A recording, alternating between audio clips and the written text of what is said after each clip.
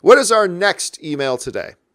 Next one up is from Olaf Leśniak. Hey, John, love your show. Watched you back in your AMC days. Just yesterday, I read an article on Collider mentioning the producer of Bumblebee saying the sequel will be more like the Michael Bay movies. I only have one question. What the F? Yeah, so we talked yesterday a little bit about the fact that Lorenzo de Bonaventura, who is not the producer of the Transformers movies, but one of the producers of the Transformers movies, was talking about how, as well as a Bumblebee sequel being made, which we're being told is a reboot of the universe, that they're also developing a follow-up film to Transformers: The Last Knight, which was one of the biggest hot steaming piles of garbage I've ever had the displeasure of witnessing in a cinema.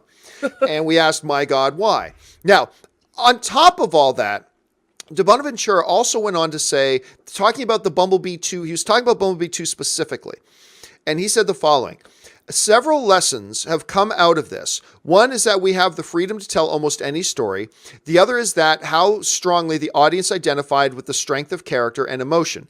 I know the next Transformer, our attempt anyway, is to sort of do a fusion of Bumblebee and the Bay movies, a little more Bayhem. So that's from producer Lorenzo de Bonaventura talking about Bumblebee 2. Now, there's a couple things to keep in mind here. Number one, Lorenzo de Bonaventura is a friend of Michael Bay. So there's that. But number two, I know the first reaction to hearing that is probably a little bit of panic. I understand that the first reaction to trying to infuse a little bit more Michael Bay into Bumblebee, what? I understand that completely. But I think what he is ultimately saying here is just that, hey, yeah, we can take what we did well with Bumblebee. We can take the emotion, we can take the heart, we can take the character development, we can take all that really good stuff.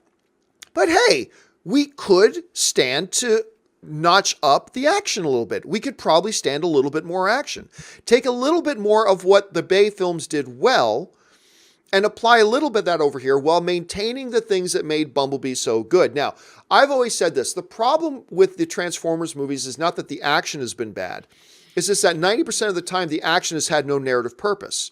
And I've always said, without narrative purpose, action is just visual noise. So when there's big, giant robots that you can barely identify, swooping and swinging, and you don't care about those characters on screen fighting, you don't really know why they're fighting in the first place, and you know there's not really going to be any consequences to this fight, then the action, it's devoid of anything to get me invested in it, and it's just visual noise.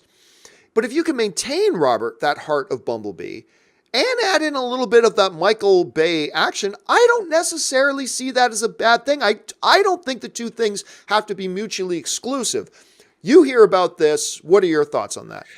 Well, I think the difference with Bumblebee is the people, the human element seemed far more genuine than we've seen in the previous Transformers movies. I mean, even the first Transformers movie, I read an article somewhere about this. The film, Michael Bay's Transformers movies had a crassness to them. I mean, the way Megan Fox was sort of, look, don't get me wrong. I love my objectification shots of Megan Fox, but they don't really fit ultimately they were leering. When you first see Megan Fox, draped over the hood of a car, that's fine, but it's a little adolescent boy. It didn't foster any kind of, I mean, there was no level of innocence. It should have been like the boy in his car story, how the boy discovers his car, and they flipped it with Bumblebee. It became a girl in her car story, and it seemed far more realistic and grounded in the real world as opposed to a bunch of movie cliches, if that makes any sense. And I really think that the human element was beefed up in Bumblebee, and it really worked. The same way it worked in E.T., you had a real sense that these were much more realistic people than they were in the Bay movies. I mean, everybody, the military guys were sort of cliched. Shia LaBeouf was kind of cliched. His parents were a cliche. and when you amp up the human element and make it more realistic, give it a little bit more verisimilitude, my favorite word. There it is. You can do both because, like you just said, you make the human element more real, then pump up the action and go bring in the mayhem.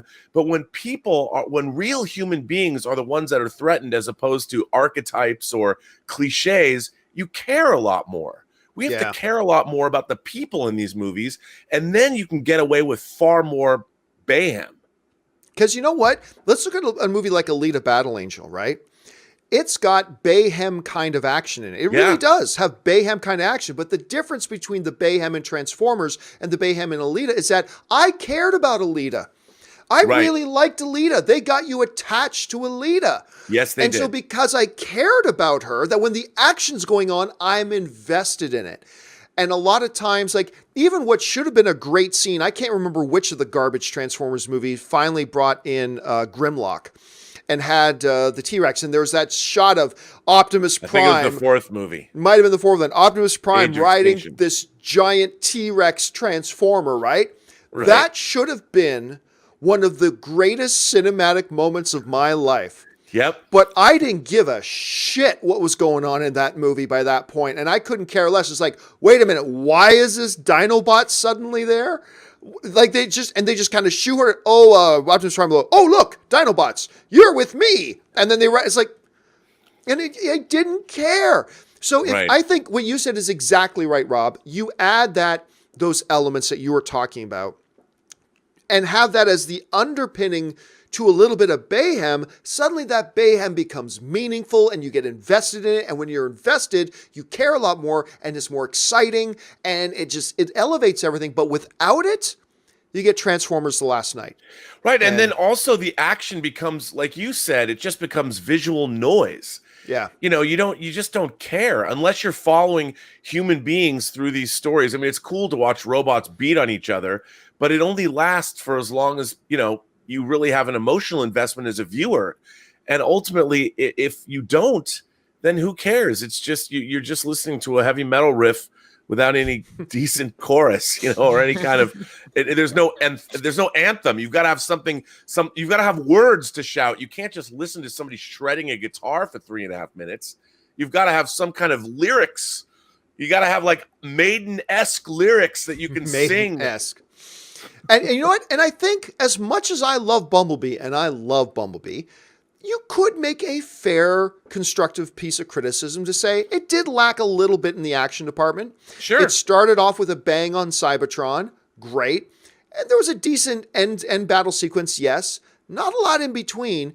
It could have probably used a little bit more action. So honestly, I hear those, unlike the let's make a follow-up to The Last Night, which freaks me out, this comment doesn't freak me out, because to me it's just like, yeah, if you keep those core elements that made Bumblebee great and add a little bit of Michael Bay-isms to it, that could work. I mean, the movies are called Transformers. Yes. You want to see transforming Transformers. You want to see robots in disguise, robots out of disguise, and robots kicking ass. Let's not forget our core values. And Bumblebee might have strayed a little too far in one direction, so I see no problem to pull it back. Yeah, me either.